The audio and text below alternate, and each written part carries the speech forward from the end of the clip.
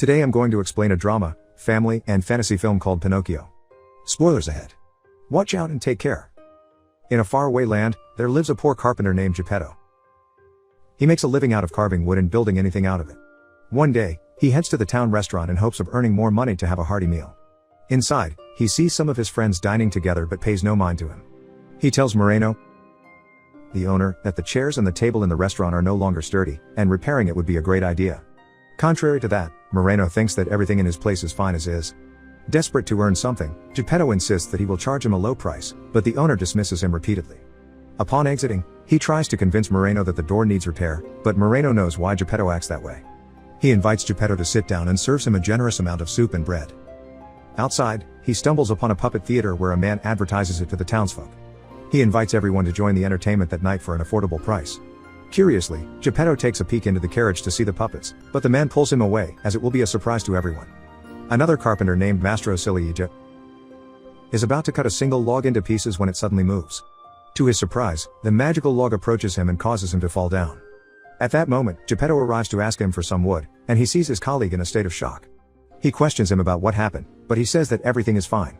Geppetto continues to tell him about his plans on creating a puppet, naming it Pinocchio, and touring it around the world to make a more decent living for himself. Still unable to bounce back from what he just saw, Ciliegia blankly listens to him and decides to give the magical log to his dear friend. Geppetto examines it, leaving him in complete disbelief that his friend would give him such a fine piece of wood for free. At home, he immediately starts carving the log into a human-like shape. The humble gift has given him a renewed vision and inspiration in life. While carving the puppet, he hears subtle noises coming from inside it, a heartbeat. Geppetto gets giddier to finish it, so he starts adding eyes and other parts that resemble the human body. He calls Pinocchio repeatedly and instructs it to say Babbo, which means father, but the puppet remains immobile. After some moments of silence, Pinocchio utters the word Babbo, taking Geppetto aback in happiness. He then runs outside to celebrate and let his neighbors that he is now a father. Excitedly, he comes back inside to do some finishing touches on his creation, even making clothes for him. At this point, Pinocchio is fully alive and conscious. To make him function to the fullest, Geppetto teaches him how to walk, but as he instructs the steps, Pinocchio runs outside. He possesses incredible speed, leaving his father behind worried as he slowly gets out of sight. Unfamiliar with the village, Pinocchio runs into a home where a talking cricket tries to help him by advising him about being an obedient child. The stubborn puppet gets fed up with the talking cricket and throws a wooden mallet at it, seriously injuring the creature.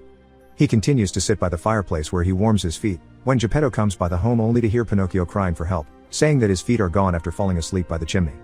Extremely worried, his father enters the house through a window to his rescue and sees almost half of his legs completely gone. Geppetto carries him home, then scolds him for running away and causing damage to his beautifully crafted body. Pinocchio begs him to make a new set of legs for him, but his father refuses. After some convincing, Geppetto gives in to his pleas in exchange for him going to school. The following day, Geppetto goes to the nearby store to get his son a spelling book that he needs for school. However, he does not have money to purchase it, making him hand over his jacket and waistcoat to educate his son. As they make their way to the school, Pinocchio gets distracted by the puppet theater station nearby before entering his class. Unknown to Geppetto, his son leaves upon seeing him return home. He tries to go inside the theater, but the man blocks his entrance because he has no money. Desperate to come in, Pinocchio sells his spelling book to the store owner for 4 coins and watches the puppet show afterward. Along with other children, he gets entertained by the show, especially that it's his first time seeing something of that kind. The stage puppets notice Pinocchio in the audience pretty soon and call him on stage as he is a puppet as well. They all welcome him with a big embrace, calling him their wooden brother, interrupting the show. A big man named Mangiafuoco comes up on stage to end their brief celebration and let the show continue. He drags Pinocchio off the stage after finding out that he could move even without strings. Meanwhile, Geppetto awaits for his son outside the school, but the teacher repeatedly tells him that a boy named Pinocchio never entered his class. His worries grow bigger as the puppet theater is gone, and his son is nowhere to be found. To ask about the whereabouts of the theater, he approaches the store owner, who informs him that Pinocchio entered the theater to see the show. Geppetto suspects that they robbed his son because he was too well made and decides to set off on a journey to reunite with him. Mangiafuoco sits in front of a bonfire in the middle of nowhere and instructs the other puppets to bring Pinocchio to him to use him as firewood to cook his dinner. Fearful of their master, the puppets abide against their will. One of them tells Pinocchio that to be saved, he should touch the master's heart and be nice to him. Pinocchio pleads with the puppeteer to let him go to return home to his father, undoubtedly worried about him. Showing emotion, Mangiafuoco decides to let go of him but chooses to burn another puppet. However, Pinocchio is against the idea that someone should pay for something he did and accepts his fatal punishment. Surprised by Pinocchio's act of selflessness, Mangiafuoco releases him, making all the puppets celebrate. At daybreak, Mangiafuoco wakes Pinocchio up to give him 5 gold coins to give to Geppetto out of pity. Sadly, He bids goodbye to the other puppets who have given him a sense of belonging, even for a brief amount of time. In the rain, he makes his way home in hopes of reuniting with his father. Along the way, a cat and a fox are fishing by the river. He asks them for some help but gets ignored by them. After realizing that Pinocchio has 5 gold coins, they quickly approach the boy and suggest that he should plant the coins in the Field of Miracles, a place where they will sprout in a tree full of money. The duo continues to entice him about the idea as they walk to a restaurant, where the two devour significant portions of food. That night, Pinocchio dreams that they make it to the magical tree, and the 3 of them collect coins from its branches. His fantasy is cut short when the innkeeper wakes him up, saying that the cat and the fox are waiting for him at the end of the woods.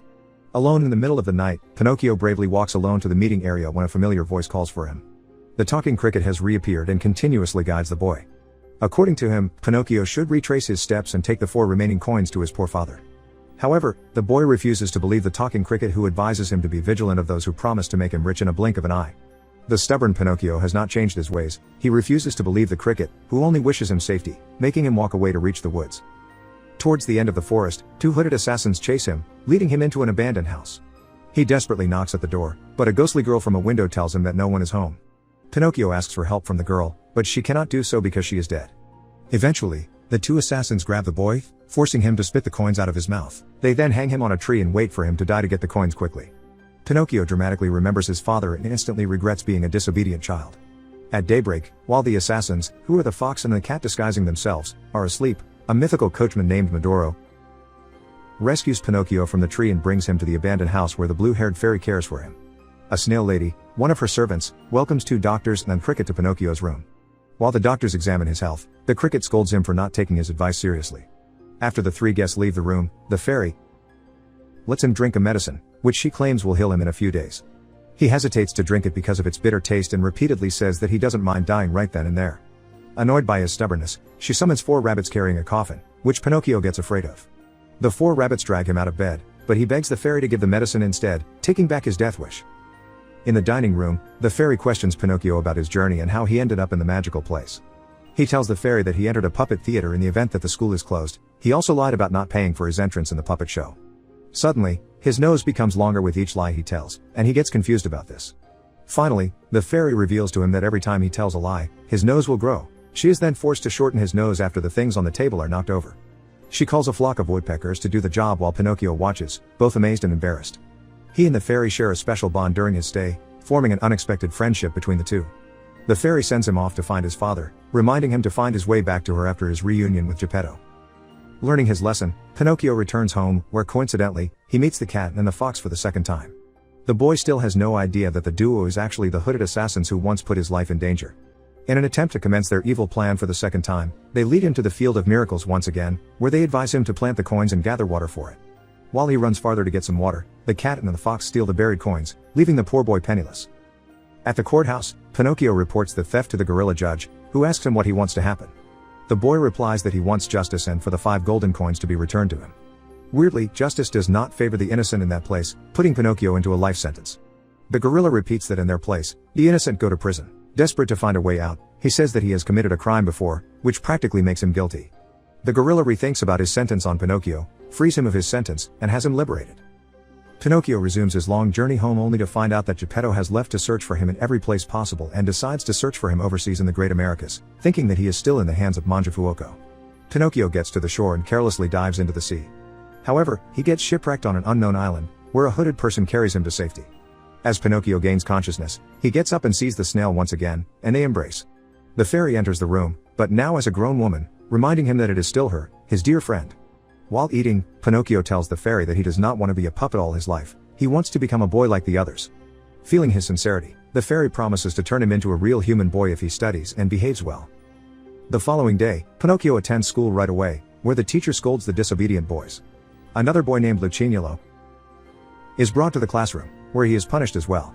While the teacher writes on the board, the naughty boy places a frog behind him as a prank. Not long after that, the teacher notices the animal inside him, making the whole class break into laughter. This allows Lucignolo to escape class, where Pinocchio follows and befriends him. That night, Pinocchio finds out that he is unwelcome to the fairy's home after discovering him skipping school. From then on, Pinocchio attends classes and becomes the most studious boy among his peers, making him an excellent student. This comes to the fairy's attention and commends Pinocchio for it, promising that she will grant his wish of being a real boy when tomorrow comes. Happily, he runs outside to invite his friends for a feast at the fairy's home. Suddenly, he hears a lady calling for Lucignolo, so he runs to him while his friend hides. He invites Lucignolo to his party, but he turns down the invitation because he is going to the land of toys where children like them can have unlimited fun without schools or adults. That night, Pinocchio decides to accompany his friend while waiting for a wagon to pass by, transporting him to the land of toys. His original plan is to stay in the village, but after seeing multiple boys on the way to have fun, he lets down his guard and decides to join their journey as well. All of them arrive at a mansion and immediately play and start having fun. They swim, chase each other, and do all sorts of fun activities while the light lasts. The coachman gives them a place to spend the night where they still have their fun. The following day, Pinocchio wakes up with donkey ears and finds Lucignolo in the same situation. They are slowly turning into donkeys. Both of them fall to the ground, losing their balance as their arms and legs turn into hooves. While screaming for help, their faces become those of donkeys, and the coachman who lured them into the place exalts in joy. He sells them separately. Lucignolo remains unsold, while a businessman plans to purchase Pinocchio as the two friends cry upon being apart.